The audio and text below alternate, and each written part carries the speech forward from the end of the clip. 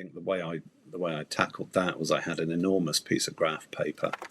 Obviously, being a scientist, graph paper comes quite naturally, and I drew out the timeline. With time across one axis and place across another, and I made sure that Phil wouldn't end up somewhere he was already supposed to be.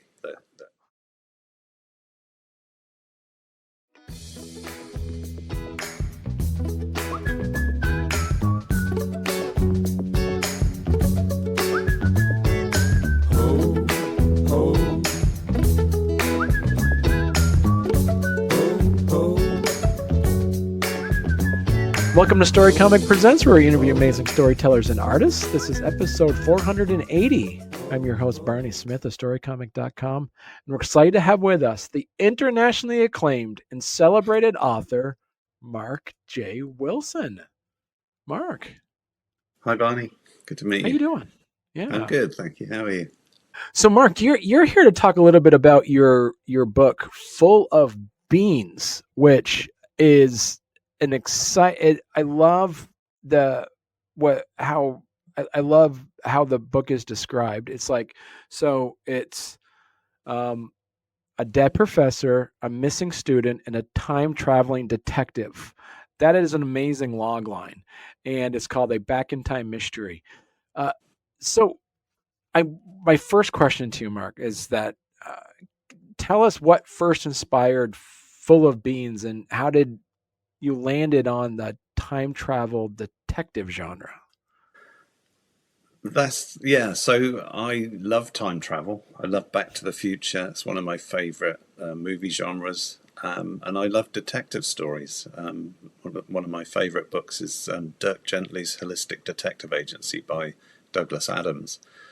So it really wasn't a big leap to imagine that I wanted to at least read a book about a time traveling detective, and not really finding many books out there. I thought maybe it would be kind of cool to write one.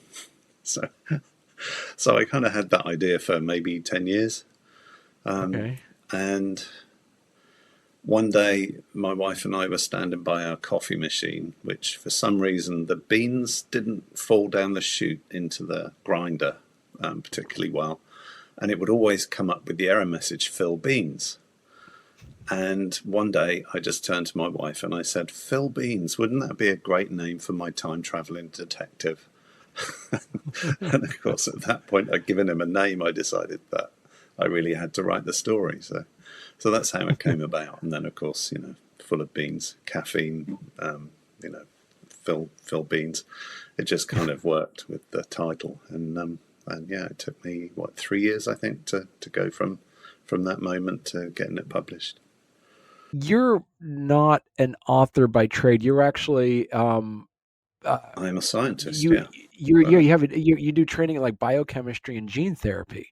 That's correct? Right. Yeah, I trained as a biochemist. I got a PhD in biochemistry, and I currently work in gene therapy. Yeah. So I'm really curious about the different parts of the brain, in the sense that how has your background in biochemistry and gene therapy kind of shape your role as an author when it comes to, say, something around character development and world building? So I would say that the science side of me helped with some of the storyline. It's kind of time travel. It's set in a college, and one of the professors is a physics professor. Phil's background is in physics. So that kind of lent itself a little bit to the storyline. But I think my brain has always been kind of split between being sciencey and being arty. Part of me has always been fired up by creative things like writing music, painting, and writing a story didn't seem too different for the other half of my brain to be doing. So yeah, it was kind of natural for me to be doing something creative. And I enjoy things particularly when they get both sides of my brain going. So yeah, this really worked well for me. So the interesting thing, like time travel, when you're writing a story about time travel, like the science behind it, it's almost in the same way, like of the same vein of when somebody writes about a vampire. They always have to like tweak the vampire lore to say, well, actually, the sun does this, or actually, the garlic does this. Same thing with Right. time travel is like you get to reinvent the science behind time travel, the physics behind it. So Yeah. Yeah. what are some of the things that you did with in your book where you've actually made your science of time travel a bit what's your spin on it? So I started out with the idea that Phil would be able to go back in time to a particular place and time. And I Okay. wanted him to kind of slowly develop in the scene. And somehow my brain just connected that with the old Polaroid, the instant pictures that you used to take with Polaroid cameras. You know, Mm-hmm. where you would take the photograph, it would come out the front of the camera, and then you would wait for it to develop. And that was kind of how I came up with the idea that Phil would use an old Polaroid picture to make him travel back to where and when that picture was taken. So there isn't really, I don't really describe the science of that or how that works in the book. I just describe how Phil discovered that he could do that. But yeah, it all evolved around the idea of Phil sort of gradually disappearing from where he was and reappearing where he wanted to be. So as long as he has taken a photograph with his old Polaroid camera of where he wants to go, he can travel back in time. So how did you balance then, say, because of that scientific accuracy and narrative drama with that? Well, I think the accuracy came from trying to make sure that the timeline flowed and that it Okay. was somewhere that Phil could actually be, and that he wouldn't, crisscross with something that shouldn't be happening. So I think the way I tackled that was I had an enormous piece of graph paper. Obviously, being a scientist, graph paper comes quite naturally, and I drew out the timeline. With time across one axis and place across another, and I made sure that Phil wouldn't end up somewhere he was already supposed to be. That would be difficult for him to, or impossible for him to do. So I tried to make sure that the flow of the timeline as well wasn't too confusing, because obviously time travel can get horribly confusing for the reader. But one of the things I tried very hard to do is to make it very clear where Phil was and why he was there, so that all the way through the book you know what Phil's doing and what he's up to and why he's gone where he's going. You mentioned before we recorded that that the story takes place in a location that you're very familiar with. Yeah, it takes place in Oxford in England. Most of the action is all based in and around Oxford. I think most of it is in places that are more lived in, that are not necessarily the touristy part of Oxford, but yeah, some of it is, Oxford city centre, and I invented an Oxford college so that I didn't have to actually use a real location. I pretended there was such a college as Westgate College, and I even created a website for them. So a lot of the action is based in Oxford. I grew up about 30 miles away in a town called Reading. Huh. So yeah, I was quite familiar with Oxford. I did actually used to live in Cambridge, so Cambridge would have also been a good choice for a university town. But since Douglas Adams already did that in his Dirk Gently novels, I couldn't really do the same. So I picked Oxford instead. Now, what would you say is the bigger genre that you're spinning on this? Is it the detective side genre or is it the science fiction genre? I would say there's a lot more detective in the Okay. story than time travel. Time travel is a relatively light element in the book. It's a Okay. device to get Phil where he needs to go, because obviously if you can go back in time and witness a crime, then you get a nice, neat shortcut to all the answers you need.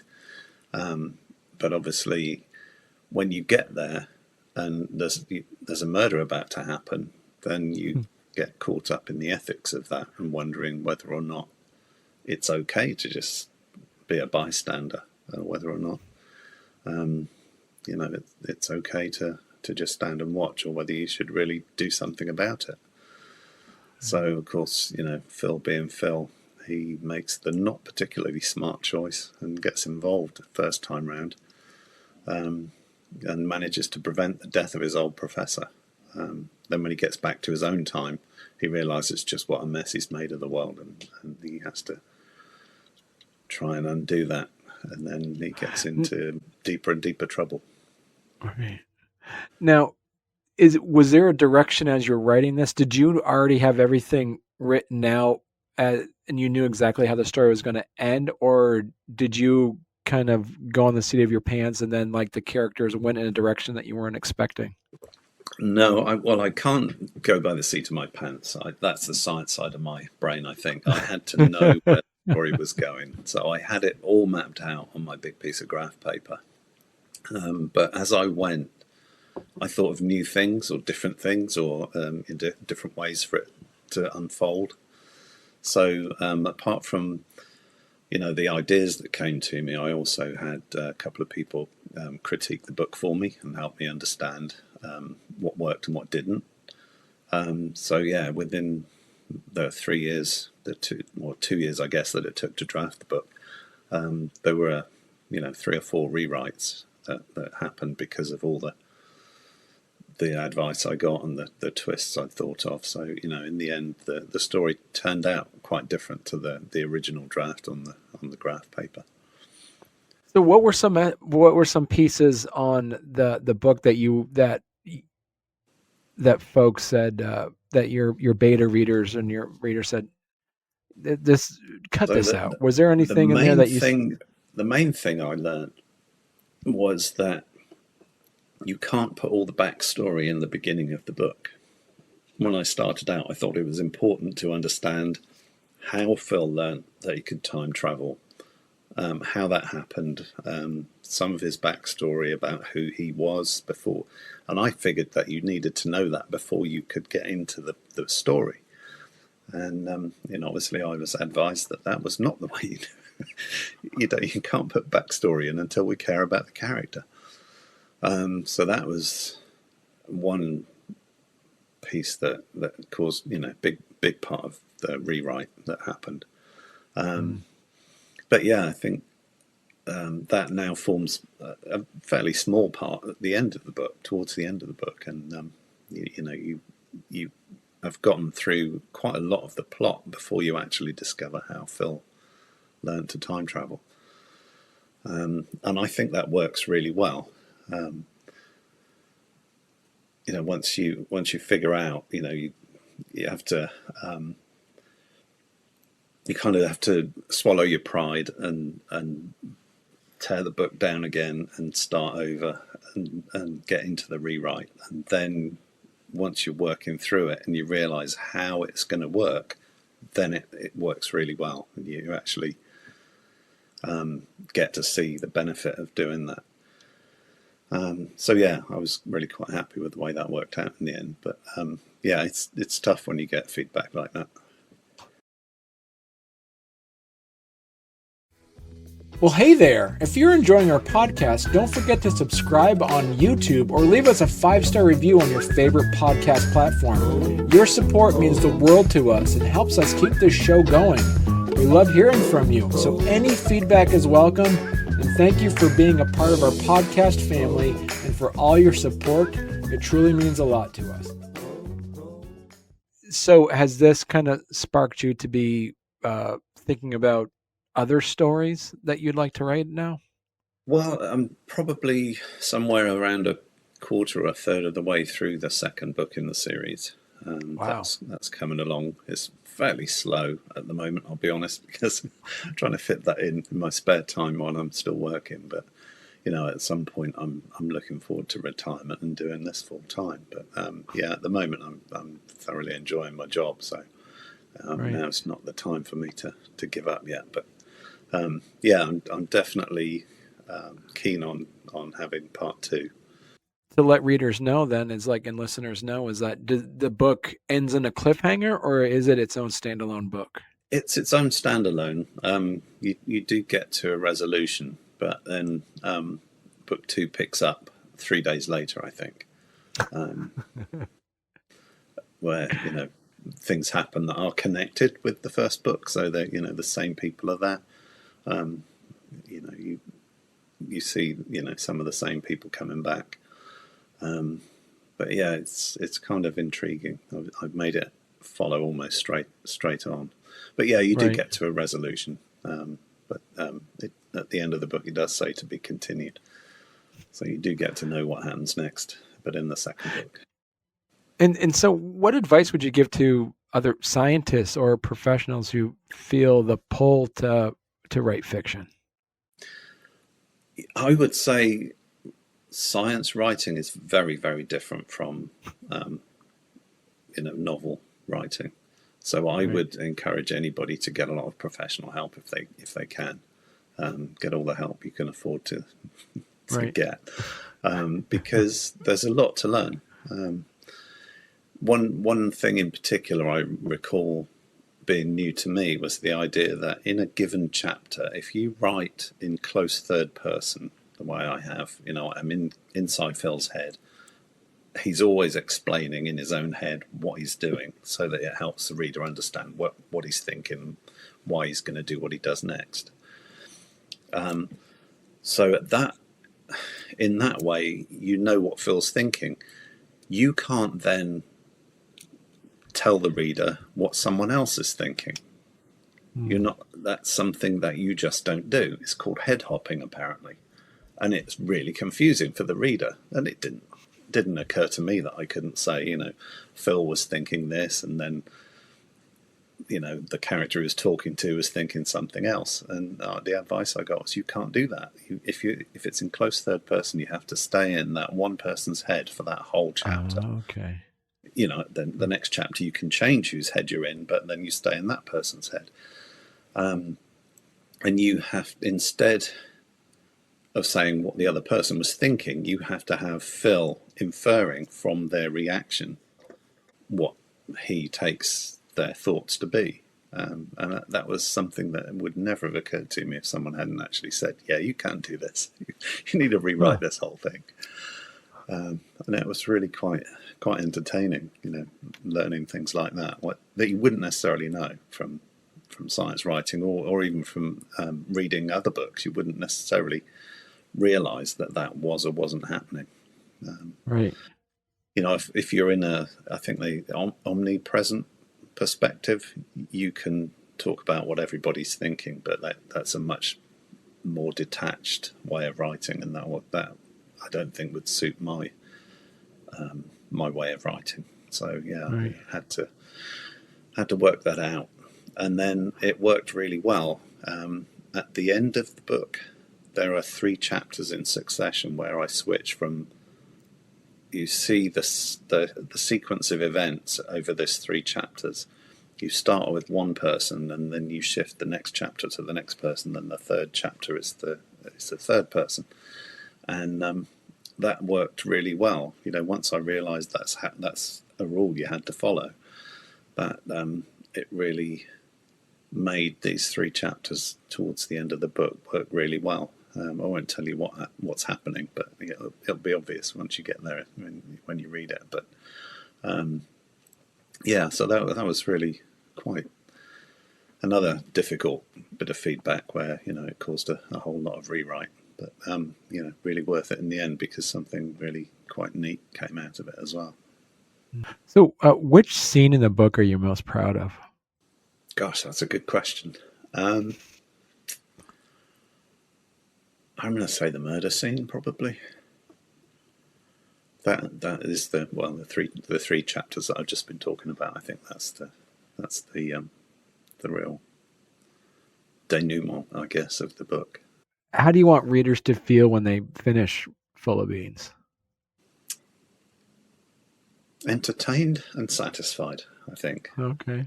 Yeah, Yeah. I'd like people to feel like they chuckled and were entertained along the way. But ultimately, I think people hopefully will get to the end of the book and feel like, oh yeah, because the whole book is really structured around getting to a good ending. Earlier we mentioned like how would your background in science affect you as a writer? But I'm going to flip it a bit. How has writing a novel changed how you view your scientific work? I'll be honest, I'm not sure it has. Maybe I'm just not seeing it, but yeah, I don't. I think it's made me realize there's more things outside work maybe that you can focus on. It has been quite a busy period, really. It's made me not just watch TV or just play with toy trains, which is my other big hobby. It's given me something else to really focus on. So Right. I think it's made me a little bit more disciplined outside of work, but I'm not sure it's necessarily impacted how I am as a scientist. Right. What kind of reader did you imagine as you were writing this book? That's the odd thing. I think I kind of imagine anybody could enjoy the book. It's a pretty good sort of holiday read. I think if you've got a little bit of downtime, it's not too challenging. I don't think it's not too much hard work. It's not Shakespeare. But yeah, I did talk to my wife because when she read the book, I said, did I think teens or young adults might read it or enjoy it? And she said, well, there's a few rude words in there, so it's definitely PG-13, and the murder scene's not, it's not Criminal Minds, it's not really horribly graphic, but it is pretty dark. So I think young adults might find it fun. Particularly, I guess, because a lot of the characters are young. A lot of the characters are in their 20s and 30s. But yeah, I think older people might enjoy it too. I don't think it's an age thing. I think it's more if you like a twisty kind of detective story where you're waiting to see what happens next, or at least waiting to see what on earth Phil thinks he can do about it. It's more somebody who wants an intriguing plot. So, Mark, if people want to learn more about you and your work, where's the best place they could go to? The best place, the easiest place probably is my website. It's there under my name, markjwilson.com. From there, I think you should be able to navigate around the website. There's only 4 pages. You should be able to find my Instagram, Facebook, and my Substack. The links are on the website.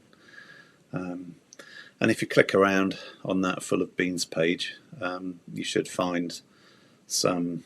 There you go. There's the socials. Yeah, and if you go to the Full of Beans page, you should find a cast of characters in the book, and there are some links there as well, where you can go to the website for the pub, the website for the vegan cafe, and the website for the college. And Phil has his own website as well. So, there's a few fun things to click around on the website. That's clever. So you can actually they actually have his own website. Yeah. So this website is kind of, if you can tackle the, it's supposed to be tongue in cheek.